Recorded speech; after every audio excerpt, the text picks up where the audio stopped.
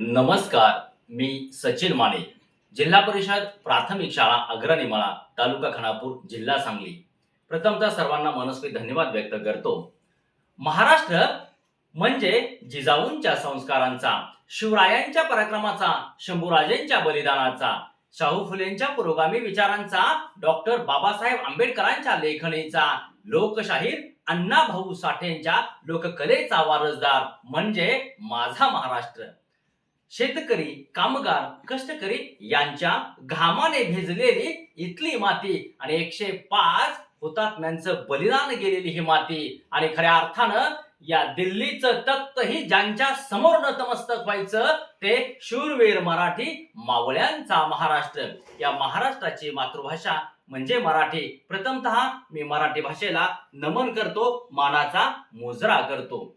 आज या लोकमंचावर मी ज्या विषयावरती बोलणार आहे तो विषय म्हणजे फक्त भाषा नाही, ती फक्त बोली नाही, ती माझी ओळख आहे, तो माझा प्राण आहे, तो माझा श्वास आहे आणि ते माझे संस्कार आहेत, ते माझ्या संस्कृतीचा प्राण आहेत. माझा आजचा विषय आहे माझ्या मराठीचे बोलू कौतुके, माझ्या मराठीचे बोलू कौतुके. खऱ्या अर्थानं हे म्हणत असताना मला म्हणावंसं वाटतं, लाभले आम्हास भाग्य बोलतो मराठी, लाभले आम्हास भाग्य बोलतो मराठी, झालो खरेच धन्य ऐकतो मराठी, धर्म पंथ जात एक मानतो मराठी आणि साऱ्या जगात माय मानतो मराठी, साऱ्या जगात माय मानतो मराठी. मराठी ही फक्त एक भाषा नाही, मराठी ही फक्त एक भाषा नाही, एक बोली नाही, तर मराठी ही भावनांची नांदी आहे.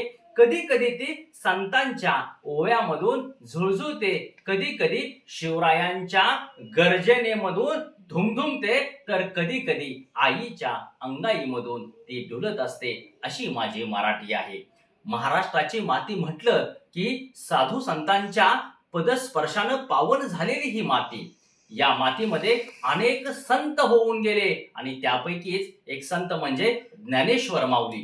ज्ञानेश्वर माऊलींनी ज्ञानेश्वरी सारखा एक अद्वितीय ग्रंथ लिहिला आणि खऱ्या अर्थानं संस्कृतीमधील ज्ञान मराठीमध्ये ज्ञानेश्वरांनी आणलं आणि इथंच लोकभाषेची खरी क्रांती झाली. संत तुकाराम महाराज म्हणतात, जे का रंजले गांजले त्याचे म्हणे जो आपले, यामधून ते सामाजिक न्यायाची जाणीव निर्माण करतात. छत्रपती शिवरायांच्या पदस्पर्शानं पावन झालेली ही आपली माती. महाराष्ट्र म्हटलं की छत्रपती शिवाजी महाराज आणि मराठी भाषा यांचं एक वेगळंच नातं आहे. जेव्हा जेव्हा छत्रपती शिवरायांचं नाव घेतलं जातं तेव्हा महाराष्ट्र म्हणून आपल्याला निश्चितच अभिमान वाटतो. आणि एक गोष्ट या ठिकाणी सांगताना आनंद होतोय की ज्यावेळी शिवरायांनी राज्याभिषेक केला तेव्हा त्यांनी आपल्या मराठी भाषेला राजभाषेचा दर्जा दिला आणि याच भाषेमध्ये जेव्हा आपण छत्रपती शिवरायांची घोषणा देतो, छत्रपती शिवाजी महाराज की जय, तेव्हा एक महाराष्ट्रीयन म्हणून, एक मराठी भाषिक म्हणून माझी छाती निश्चित फुगत असते. धमन्यांमधील रक्त सळसळतं, अंगावरती रोमांच उभे राहतात. का तर मी महाराष्ट्रीयन आहे, मी मराठी भाषिक आहे आणि खऱ्या अर्थानं मराठी हा माझा अभिमान आहे, मराठी हा माझा स्वाभिमान आहे. खऱ्या या घासल्याशिवाय धार नाही तलवारीच्या पातीला, घासल्याशिवाय धार नाही तलवारीच्या पातीला आणि खऱ्या अर्थानं मराठी शिवाय अर्थ नाही या महाराष्ट्राच्या मातीला, मराठी शिवाय अर्थ नाही या महाराष्ट्राच्या मातीला.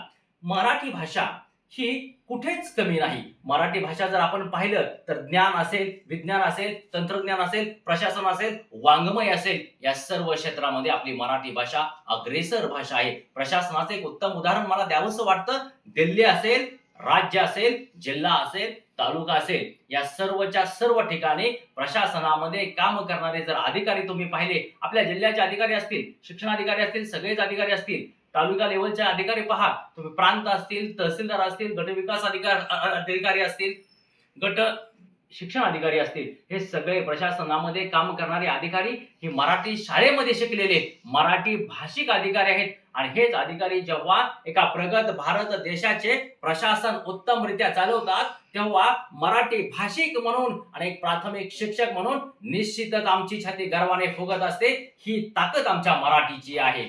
मराठी भाषेचे ज्ञान तुम्ही पाहत असाल, ज्ञानाची जी जी क्षेत्र आज या जगामध्ये आहेत त्या प्रत्येक ज्ञानाच्या क्षेत्रामध्ये आपली मराठी भाषा आहे.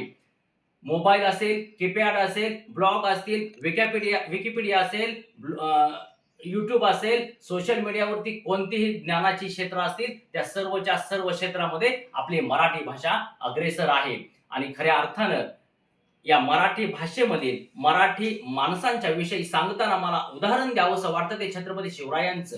छत्रपती शिवराय महाराष्ट्रामध्ये जन्मले, पण इंग्लंडचा राजा म्हणतो की जर छत्रपती शिवाजी महाराज इंग्लंडमध्ये जन्मले असते तर या छोट्याशा इंग्लंडने 7 पिढ्या या जगावरती राज्य केलं असतं. बघा, माझ्या महाराष्ट्राचे मराठी माणसांची ख्याती 7 समुद्र पार पोहोचते. परवाच घडलेली एका घटनेचा मला या ठिकाणी दाखला द्यावासा वाटतो. अमेरिकेचे राष्ट्राध्यक्ष बराक ओबामा एका वृत्तवाहिनीशी बोलताना म्हणतात की महाराष्ट्रामध्ये, भारत देशामध्ये, महाराष्ट्र राज्यामध्ये डॉक्टर बाबासाहेब आंबेडकर घडले आणि त्यांनी संविधान लिहिलं की ज्या संविधानावरती भारतासारखा प्रचंड मोठा देश अतिशय आनंदात सुखामध्ये नांदत आहे.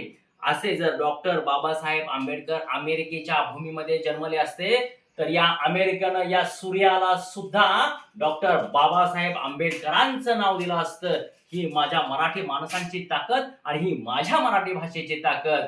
खऱ्या अर्थानं जाता जाता मी एवढंच म्हणेन, मराठी माझी माती, मराठी माझी माती, मराठी माझा अभिमान. जन्मलो या मातीत हाच माझा स्वाभिमान, जन्मलो या मातीत हाच माझा स्वाभिमान. जय हिंद, जय महाराष्ट्र, जय मराठी.